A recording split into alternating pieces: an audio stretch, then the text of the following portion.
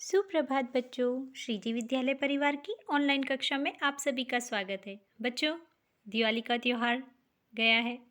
उम्मीद है आप सबने बड़े उत्साह के साथ मनाया होगा। थोड़ा सा अफसोस होगा कि आप पटाखे नहीं फोड़ पाए, लेकिन फिर भी परिवार के साथ आपने बहुत मनोरंजन के साथ इस त्यौहार को मनाया होगा। बच्चों, आज हम जो है मेहनत का महत्व सीखेंगे प्रस्तुत पाठ के माध्यम से। बच्चों, आप जानते हो कि जीवन में अगर सफलता प्राप्त करनी है तो परिश्रम, मेहनत बहुत ज़रूरी है। बिना मेहनत के कभी कुछ नहीं मिलता। चाहे हमारा नसीब कितना ही अच्छा हो, कभी कभी हम भाग्य पे भी भरोसा करते हैं ना कि भाग्य में जो लिखा होगा तो मिल जाएगा। बच्चों, भाग्य भी उसी का साथ देता है जो मेहनत करता है, परिश्रम करता है। इसलिए हमेशा परिश्रमी बनो, मेहनती बनो। आप अगर पुस्तक को खोलोगे ही नहीं, उसमें लिखी हुई चीज़ों को खोलने के बाद भी पढ़ोगे ही नहीं, तो ये मान के चलो कि पढ़ने का मेहनत नहीं करोगे, खोलने का मेहनत नहीं करोगे, तो आप जो है उसके अंदर स्थित ज्ञान को अपने जीवन में प्राप्त नहीं कर सकते। बच्चों, प्रस्तुत पाठ में भी जो कहानी है दो दोस्तों की, हरि और रवि की, उसके माध्यम से आपको मेहनत का महत्व बताया गया है कि मेहनत का कोई शॉर्टकट नहीं है, या सफलता प्राप्त करने का भी कोई शॉर्टकट नहीं है। जो कार्य के लिए आपको जो परिश्रम करना है वो करना आवश्यक है, तभी आप जीवन में सफलता प्राप्त कर सकते हो। तो देखो बच्चों, उद्यमेन, उद्यम क्या मतलब क्या होता है बच्चों? मेहनत। उद्यमेन ही अवयव शब्द है, निपात है, इसका अर्थ ही होता है। सिद्ध्यंती मतलब सिद्ध होते हैं, सफल होते हैं, पूर्ण होते हैं। कार्याणि मतलब कार्य।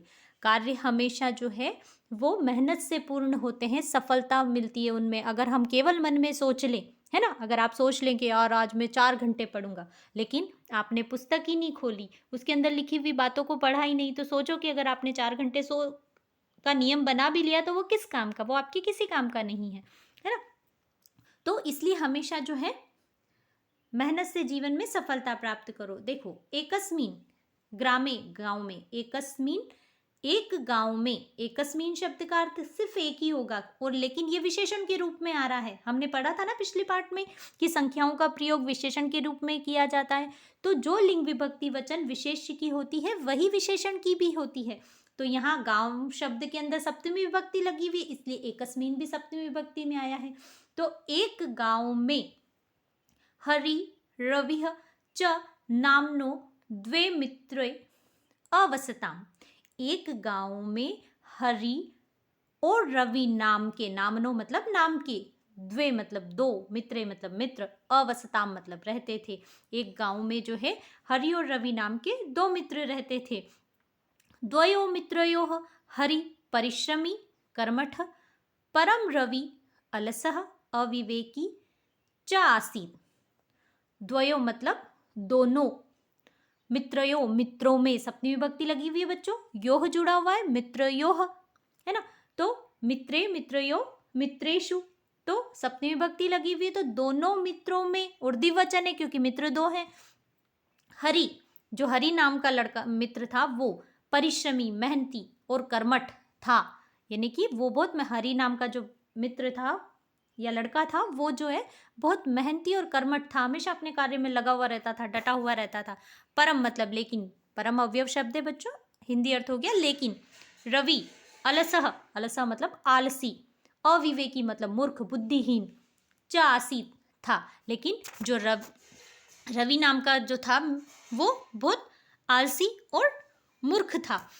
रवि कदापि कपि किमपि कार्यम न अकरोत्। रवि ने कभी भी कोई भी कार्य मतलब कार्य, न मतलब नहीं, अकरोत् मतलब किया, वो कभी कोई काम करता ही नहीं था, हमेशा आलस में ही रहता था। जो भी काम बताओ, हाँ कर लूँगा, कल कर लूँगा, इस तरीके से, है ना। कभी कभी आप भी आलस करते हो ना, और अभी अभी तो मोस्ट ऑफ करते हो, मम्मी कहती है पढ़ ले, हाँ हाँ मैं पढ़ लूँगा, वीडियो देख ले, तेरे PDF ओपन कर ले, तो आप क्या कहते हो, हाँ अभी थोड़ी देर से देख लूँगा ना, मैं कर लूँगा, है। पर अब आपकी लाइव क्लासेस स्टार्ट हो रही है बच्चों, तो अब तो आपको टाइम पे क्लास में आना ही पड़ेगा, है ना, पढ़ाई करनी पड़ेगी। चलो, तो परम हरि परिश्रमेण निज परिवारम पालयति स्मः।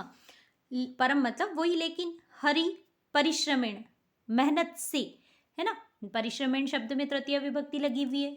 निज परिवार मतलब अपने, निज मतलब अपना, परिवार मतलब परिवार, अपने परिवार को, पालयति मतलब पालन पोषण, स्म मतलब करता था। बच्चों इस स्म शब्द के बारे में मैंने पहले भी आपको बताया, आप जानते होंगे कि ये जब भी वर्तमान काल की धातुओं के साथ में प्रयोग में लाया जाता है तो वो बिना अपना रूप बदले जो है भूतकाल का अर्थ देती है। इसलिए मैं वाक्य का हिंदी अर्थ क्या बोल रही हूँ, अपने परिवार को पालता था, है ना। तो एकदा, एक बार, हरिह गोधूमस्य, गोधूमस्य मतलब गेहूं, वीट, जो अपन जिनकी रोटी बनाकर खाते हैं ना वो गेहूं, शस्य से मतलब फसलम, उत्पादयति यानी कि उगाना, वांछति मतलब चाहता, स्म मतलब था, वही रूप बदले बिना, है ना। तो एक बार जो है हरि गेहूं की फसल उगाना चाहता था। स रवे समीपम गत्वा अवदत, सह मतलब वह कौन, हरि, रवि, रवि के सप्तमी विभक्ति लगी हुई, देखो इकारांत स्त्रीलिंग शब्द है, षष्ठी विभक्ति लगी हुई, रवि के, फिर समीप मतलब पास में, गत्वा मतलब जाकर, अवदत बोला, वह रवि के पास जाकर बोला कि भो मित्र, हे मित्र, कृषि कार्याय एषः उचितः समयः अस्ति। हे मित्र, कृषि कार्य, देखो यहाँ पर बच्चों चतुर्थी विभक्ति लगी हुई, कार्याय आय जुड़ा हुआ है ना। कृषि कार्य, कृषि मतलब खेती, कार्य मतलब काम के लिए, खेती के काम के लिए, एषः मतलब यह, उचित मतलब उचित, समय मतलब समय, अस्ति मतलब है। हे मित्र, यह कृषि कार्य के लिए उचित समय है, आगच्छ आओ। निज क्षेत्रम, निज वापिस अभी क्या अर्थ बताया था निज का, हाँ अपना स्वयं का, तो निज क्षेत्र मतलब खेत, अपने खेत, कर्षावह मतलब खोदते हैं, जोतते हैं, जोतने का मतलब समझते हैं आप, वो हल चलाते हैं ना बैलों के साथ, आजकल तो ट्रैक्टर से जोत देते हैं, है ना, नई नई टेक्नोलॉजी आ रही है। तो ये कर्षावह जो शब्द दे रखा है इसका अर्थ है कि हम दोनों जोतते हैं, खेत में हल चलाते हैं ताकि हमारे खेत की जो भूमि है वो बीज बोने लायक हो जाए। तो रवि दुखी भूत्वा अवदत, रवि दुखी भूत्वा मतलब होकर, देखो बच्चों कत्वा प्रत्यय के बारे में पहले आपको बताया था ना, अपने पिछले पाठ में प्रत्यय आए थे, आपको ध्यान हो तो तब अपने उन्हें कत्वा, ल्यप और तुमिन प्रत्यय के बारे में पढ़ा था। तो इसके अंदर जो है कत्वा प्रत्यय लगा हुआ है जिसमें क का लोप हो जाता है और त्वा शेष रहता है जो कि धातु के साथ जुड़ता है, तो भूत्वा मतलब होकर।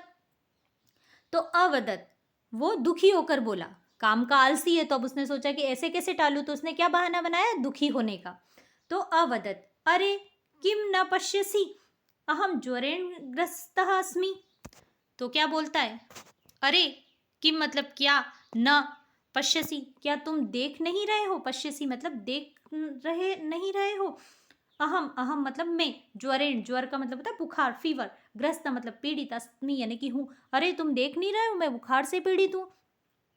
कृपया कृपा करके, मम मतलब मेरे, क्षेत्रम मतलब खेत, अपि मतलब भी, कर्ष मतलब जोत देना, ऑर्डर चला दिया उसने।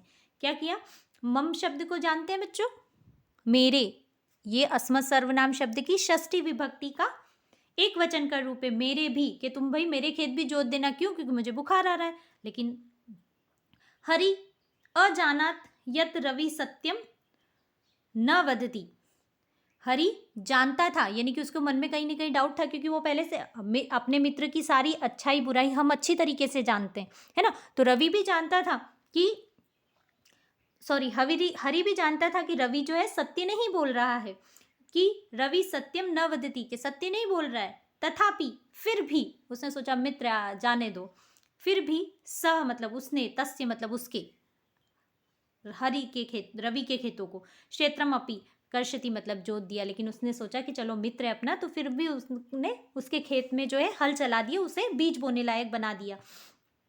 अन्यस्मिन अहनीय मार्गे, दूसरे दिन, अन्यस्मिन मतलब अवयव शब्द इसका अर्थ होता है दूसरे, और अहनीय मतलब दिन, दूसरे दिन, मार्गे मार्गे मतलब रास्ते में, सप्तमी विभक्ति एक वचन है बच्चों, है ना, रास्ते में, हिंदी अर्थ क्या हो गया, रास्ते में, दूसरे दिन रास्ते में, रवि मतलब रवि को, दृष्टवा मतलब देखकर, देखो बच्चों वापस कत्वा प्रत्यय आ गया यहाँ पर, है ना, दृश्य धातु है, रूप पश्य से बनते हैं, फिर उसमें कत्वा प्रत्यय लगा हुआ है, तो दृष्टवा मतलब देख कर। हरि तम अवदत, हरि उसको बोला, दूसरे दिन जब उसने देखा कि भाई सारा कार्य पूर्ण हो चुका है, तो उसने बोला, तम अवदत, उसको बोला। हरि ने रवि को बोला, मित्र मया सह चल, मित्र मेरे साथ चलो। देखो, मया शब्द तृतीय विभक्ति एक वचन है अस्मत् सर्वनाम शब्द की, है ना। सह मतलब साथ, चला मतलब चल, मतलब चलो।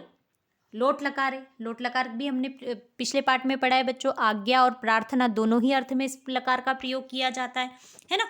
आवाम मतलब हम दोनों, क्षेत्रे खेत में, गोधूमस्य गेहूं के, बीजानी मतलब बीजों को, वपाव बो देते हैं।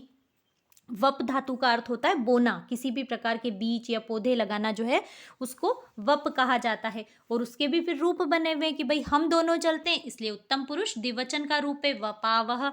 आओ हम दोनों जो है गेहूं के बीज बो देते हैं।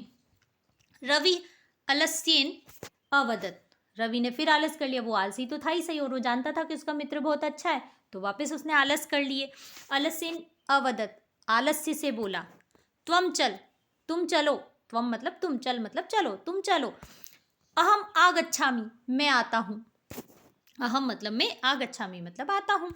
हरिः एकस्येव अगच्छत्, अकेले ही, एकस्येव एकाक्येव मतलब अकेले ही, अगच्छ चला गया। बेचारा वो अकेले ही चला गया, उसको पता है कि इसको ज़्यादा कहने से मतलब नहीं है क्योंकि आलसी है ना। तो रविः गृहं गत्वा अस्वपत्, और रवि ने क्या किया, उसको तो कह दिया कि तुम चलो मैं आ रहा हूँ, और उसने क्या किया, घर जाकर सो गया।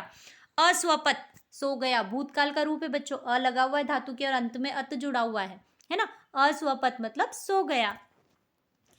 कतिपेभ्यः दिनेभ्यः अनंतरम, कुछ दिनों बाद, कतिपेभ्य मतलब कुछ, दिनेभ्य मतलब दिनों बाद, कुछ दिनों, अनंतरम मतलब बाद में। हरिः, हरि पुनः रविम अवदत्, फिर से रवि से बोला। हरि ने क्या किया कि कुछ दिनों बाद, अब हल चलाने की बात आई तब टाल दिया, बीज बोने की बात आई तब भी टाल दिया। अब बीज बो दिया तो स्वाभाविक है कि थोड़े दिनों में बीज उग जाएंगे, तो फिर वापस फसल की संभाल के लिए उसे पानी देना पड़ेगा कि जो बीज उगे हैं वो पौधे में बदलें, तो उसके लिए जल की आवश्यकता है। तो कतिपेभ्य दिनेभ्य अनंतरम हरि पुनः रविम अवदत्, कुछ दिनों के बाद जो है हरि ने फिर रवि को बोला। क्या बोला कि मित्र रवेः अहम तव क्षेत्रे बीजानी अवपम, रवे के मित्र रवि, अहम मतलब मैंने, तव मतलब तुम्हारे, ये देखो युष्मत् सर्वनाम शब्द की षष्ठी विभक्ति का एक वचन है। तव का अर्थ होगा तुम्हारे, क्षेत्रे मतलब खेतों में, सप्तमी विभक्ति लगी हुई है क्षेत्रों में भी, है ना। बीजानी मतलब बीज, अवपम मतलब बो दिए, मित्र मैंने तुम्हारे खेतों में बीज बो दिए हैं।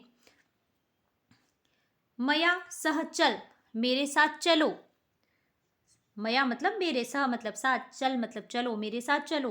क्षेत्राणी खेतों पर, जलेन जल से, सिंचावह सिंचाई करते हैं, तुम मेरे साथ चलो, अपन खेतों में जो है जल से सिंचाई करते हैं ताकि वो बीज उग जाए, है ना। रवि प्रत्युत्तर, रवि ने उत्तर दिया। प्रत्यवदत मतलब उत्तर देना, जवाब देना, जब भी कोई बात पूछी जाए तो उसका जब बोलकर हम जवाब देते हैं तो वो प्रत्यवदत कहलाता है। तो रवि ने उत्तर दिया, अधुना तु अहम विश्रामम करोमि, अभी तो मैं आराम कर रहा हूँ। अधुना मतलब अब, अवयव शब्द है, या अब इस समय, है ना। तू मतलब तो, ये भी अवयव शब्द है जिसका अर्थ होता है तो।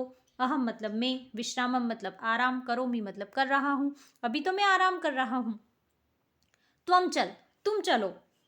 विश्रामम कृत्वा विश्राम करके, अहम मैं, अवश्यमेव जरूर ही, ये भी वापस अवयव शब्द आ गया, अवश्यमेव जरूर ही, आगमिष्यामि आ जाऊंगा, लृट लकार है भविष्य काल है ना। एव हरि तस्य क्षेत्रम जलेन असिंचत, और उसने हरि के क्षेत्रों को भी जल से सींच दिया। वो मित्र था इसलिए मित्रता की भावना को समझता था, तो उसने किया कि चलो ये आलस कर रहा है, मेरे खेतों को पानी पिला रहा हूँ, इसके खेतों को भी पिला देता हूँ।